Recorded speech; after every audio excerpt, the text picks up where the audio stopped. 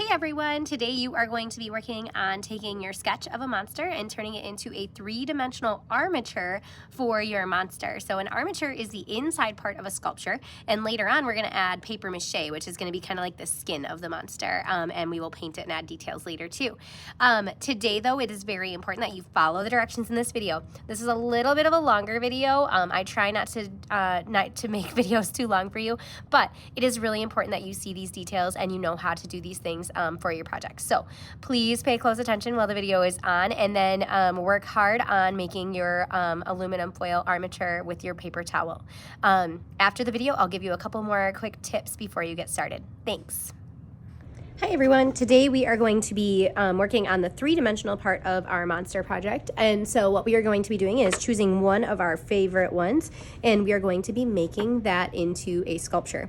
Now before you get started, it is important to look at yours and try and figure out what one you think is going to be the most constructible. So when I say that, what I mean is the one that you are going to be easily able to construct. So you're going to want one that doesn't have a lot of extra things sticking off of it. You're going to want one that's kind of a basic shape, not too much extra going on. Like when I look at this one, I think those antennas might be a little tricky to add on for this, so I'm gonna maybe stick to one like this. This one I think I could still probably do. I think those wings aren't too bad, and these little bumps I think are able to be achieved, but this one might be a little harder with both the wings and the bow and etc. So it is up to you to decide which one you think you are going to be able to be successful with, and hopefully in this video you'll be able to see kind of how we're gonna go about this and figure out some good strategies for how you can work. So I am going to make my yellow creature here, so I'm going to just fold my paper so that I can focus in just on him. And I'm going to set this off to the side just so I have it nearby so I can quickly and easily refer back to it. This is a good thing for you to do too. You should keep it close by so that you can kind of refer back to it as you are working. You can see here that I have a piece of aluminum foil. Our body of our project is not going to be any bigger than what we can use for this one piece of aluminum foil. So these are not going to be giant projects. They're going to be kind of baby monsters. The next thing that we are going to do is we are going to be using some paper towel and folding and wrinkling that up so that it can be kind of the inside structure of our project.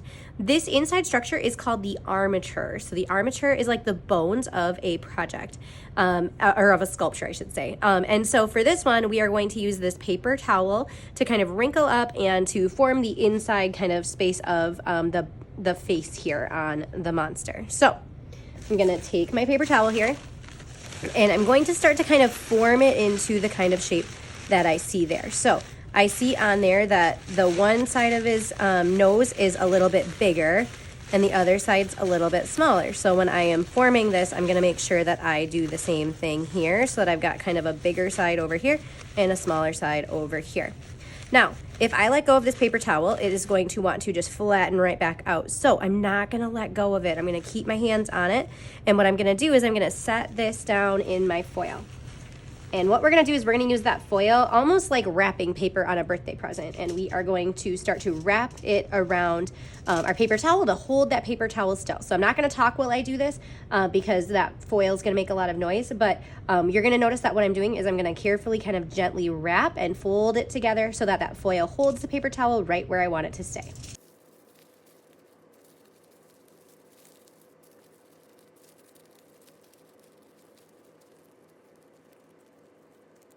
Now that I have the basic shape, so I've got kind of that bigger snout piece over here and I've got the kind of smaller jaw piece over on this side, I'm going to start to kind of shape the top of it as well. So on my sketch I had a little, it kind of curves in over here. So I'm going to try and make this kind of curve in like that as well. And I'm doing that by just gently applying some pressure there. And then I see that it comes out kind of to a corner. So if I want to make a corner, I'm going to pinch. Pinching can make you some really nice easy corners. If I want it to be flat on the top, I can rub it on my table. That's going to help flatten it out. And then I can kind of pinch that other corner on this side to kind of get that finalized. So I know it doesn't look like much yet, but soon this will transform into my actual monster. Now, the other thing that is going to be important for this is that you need to make sure that your sculpture will stand up. So when we are done, we want these to stand up on the table. So if I try and stand this up right now, it stands pretty well, but if yours doesn't, I want to show you a good trick for making it do that. So if you hold it on your table and you rub back and forth with just a little bit of pressure, not a lot at all, that's going to flatten down those sides just a little bit to make it so that it will stand a little bit better. So the foil can be really, really helpful in that process to help you make your sculpture stand up. Now, this one doesn't have any wings on it, but some of my other designs do, and I know that some of yours probably do too. So what we're gonna do is I'm gonna also show you how you can make wings. And so you can see I have some wings there, and I also have some wings over here, my little butterfly one. And so I'm gonna show you how you can make those so that you can be successful as you are working today. So for those wings, I'm actually gonna take another piece of foil and I'm gonna turn it the tall way. And this has a really nice line down the middle that shows us where that middle is. And so I'm gonna just cut right along that line here so that we have our foil split to make 2 wings. Okay, the next thing we're gonna do is we're gonna take some more paper towel, and I'm gonna fold this paper towel in half. So you can see it's a pretty long sheet. I'm gonna fold it in half, and I'm gonna fold it in half one more time. And the reason I'm doing that is just to get enough layers of that paper towel that it has a little bit of thickness to it.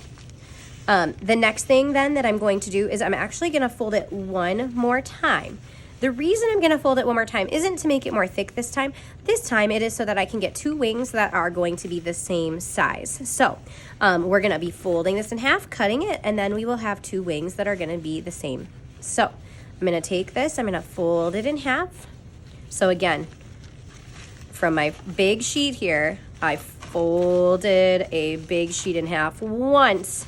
I folded my big sheet in half twice. Now I fold it the other way, so it's 3 folds. Okay, then I'm gonna start to cut, and I'm just gonna make kind of a teardrop shaped wing. These are kind of a good shape that you can pretty easily add multiples of, so that you can have like a butterfly wing or a dragonfly wing. So I'm just gonna kind of start by doing that. So I'm gonna cut out that kind of teardrop shape. And I'm not gonna make it too pointed on the end. I'm gonna make it kind of a little more rounded. Okay. Now I have a lot of scrap. I can just set that aside because someone else might be able to use it as the stuffing on part of their project. And now I have 2 wings that are the same, and I'm gonna flip them opposite ways so that they are symmetrical. So if you look here, they are symmetrical. Okay, so now what I'm gonna do is I'm going to lay each one of them down on the foil here, and I'm going to get started with working on my wrapping. So I'm gonna be wrapping these guys up with some foil. I think that's more symmetrical. Okay, there we go. So I'm gonna be wrapping these up with my foil. Now, when I do this, I have to be a little more careful. So before we could really see where the paper towel was because it took up a lot of space. But now that it's flat, you're not gonna really be able to notice it as easily. So when I start to wrap this, I have to pay extra close attention to the shape that I am trying to get. So I'm actually gonna start with just doing one. I'm gonna start with that curve part. So I'm just folding this up right to that edge of the paper towel. And then I'm gonna crease it down.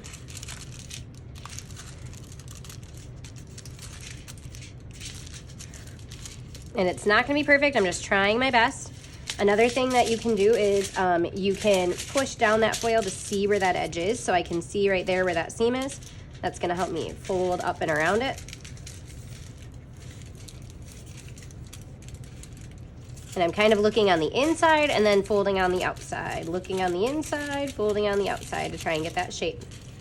Now, you might notice that I purposely started on my curved side. The reason I did that is because now I know when I get to the side that's a little more flat, it's gonna be a little easier for me to fold. I'm just gonna have to fold that over here.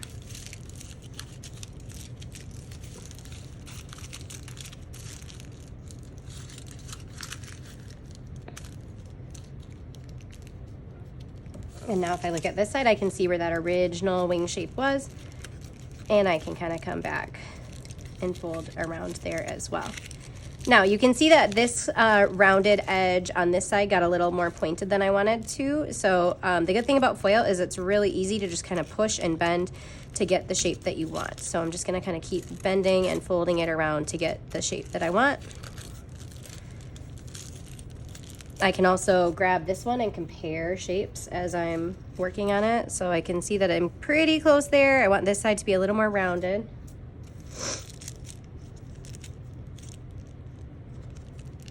So I might even fold this around. One thing we don't want to do with this is cut it, because we don't want to expose any of that paper towel right now. We want to just have only the foil. It's going to help it be a little stronger. Okay, so I've got one wing done here. And now I'm going to set this one here while I do the other one so that I can compare as I'm working. So when I made this one, I was comparing to the paper towel. On this one, I'm going to be comparing to the foil. So again, I'm going to wrap around that curved part of the wing first, and then this side looks pretty flat, so I'm going to do that side last.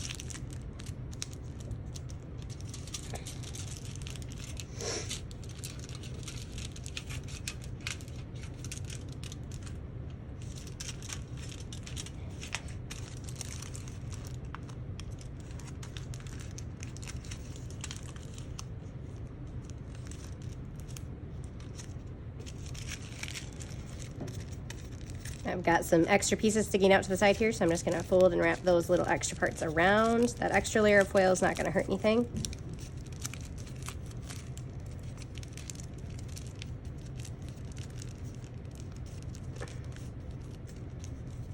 Now I'm going to compare and try and adjust things a little bit so I can kind of hold them together and kind of pinch and form them together to make them as close as I can. They're not going to be perfectly the same, but they're going to be pretty close. There we go. So I now have these two wings that are kind of ready to go. And these we're actually going to paper mache by themselves, so you don't need to worry about attaching them to your monster right now. We're going to do the paper mache part of this first, then we will paper mache the body, and then we will attach them with paper mache too. So my original drawing didn't have wings, but if I did have wings, maybe they would be like that. You can kind of see how that would get attached later. But again, these are going to get paper mached first, then they will get attached after they have been covered in that layer of paper towel. So that should be a helpful way, or some helpful tips to make your armature of your paper mache sculpture. One last thing that I want to point out is if you have anything that is like a bump that's sticking up, like maybe an eye or maybe some bumps for toes or things like that, a good way to do that is to just ball up some paper towels. So again, like I said before, we can keep those scraps to use. Wrap it in just a small bit of foil to make a little ball.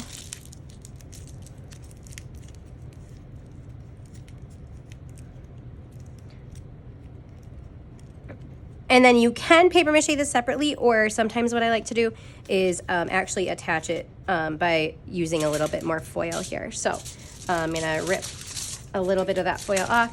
I'm gonna just take this and start to kind of form it around and onto my monster. That way it is really becoming kind of part of that actual monster body itself, not just something that we're gluing on later. So that's kind of a nice way to add in any of those like little bumps, lumps, things like that. Maybe I'll leave this one on there to be like his eyeball. So then again, I'm going to take that foil that I just added and I'm going to try and really form that into the other foil so that it all kind of becomes seamless, so you can't really see all of those edges. So I'm going to just try and get that connected as much as I can. If there are some edges sticking up, that's fine. We're going to wrap it up in paper towel later. The biggest thing is that you want to make sure that it is really well attached, so that when we get to that paper mache part, it has a strong structure that it can kind of hold together under that paper towel. So that's a good way to add any of those little bumps or lumps onto your project.